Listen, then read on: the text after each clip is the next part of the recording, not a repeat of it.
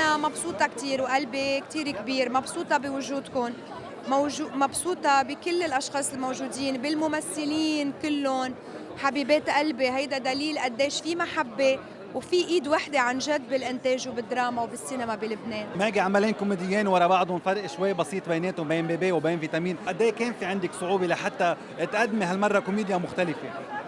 أبداً ما عندي صعوبة، أنا بحب الكوميديا مع إنه هي أصعب من التراجيدي، بس أنا بحب الكوميدي وبالسينما تحديداً بحب الكوميدي لأنه نشرة الأخبار الساعة 8 بزيادة للتراجيدي بلبنان. كارلوس عزار، بدي لك الف مبروك على فيتامين اليوم. قد ايه بتعتبري انت وماجي ابو غصن معقول تشكلوا سوا ثنائي حلو يستمر بالسينما ويكون في عنده عده اعمال وعده انجازات لبعدين؟ شكلنا تلفزيونيا، لو ما كان في نجاح تلفزيونيا بهذا الموضوع ما كنا عدنا الكرة بالسينما. بنتمنى كمان بالسينما ترجع تنعاد كذا مرة وبالتلفزيون، يعني بيبقى العالم هن يقرروا. مروان خوري، اهلا وسهلا فيك عبر اغاني. نحن اليوم معك بفيلم فيتامين اللي انت كتبت ولحنت اغنيه الجينيريك تبعه. خبرني اول شيء ليش اقدمت على هذه الخطوه؟ كنت بحاجه لسبلمنت فيتامينات او غيرها. حبيت الفكره مهضومه. حبيت التعاون مع ماجي صديقه، وعارف انه حتوصلها بصوتها وبكاركتيرها. الغنية عم بتلاقي قبول عند الناس. بتمنى يا رب هالفيلم يتوفق لأنه تيكملوا بعضهم كمان. هي شغلة جمال سنان، قد ايه اليوم في مخاطرة بإنتاج هيك نوع من الأعمال؟ ثقتنا بالله كبيرة وثقتنا بهالوطن ما حتوقف، انه قد ما كان في يعني مشاكل وهيك. فيتامين ظروفه كانت قاسية لأنه صورناه بشهر تموز وآب، كان شوب، صورناه بعدة مناطق لبنانية من الجنوب للشمال لدوما.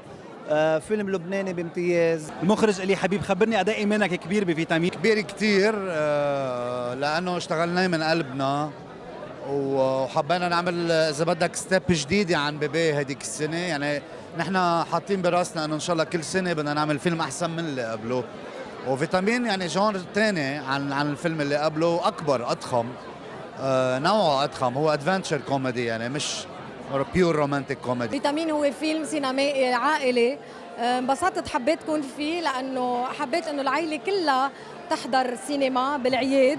إحساس كتير جديد، كتير بوجع المعدة.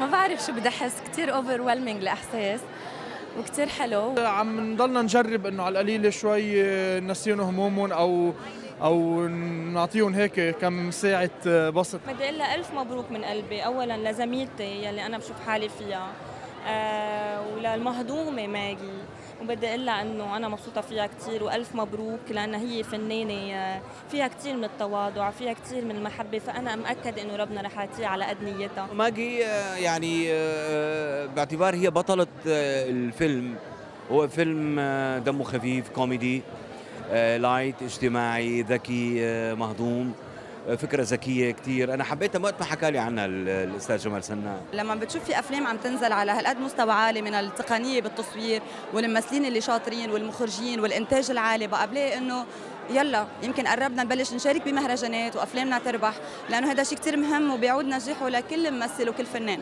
بحب شجع كل شخص بيؤمن بهالمهنة، كل شخص عم بيتعب من أجل السينما اللبنانية، كل شخص بده يقدم فن راقي وعم بيستثمر أمواله بهذا المجال. أنا أكيد بكون موجودة لحتى أدعمه.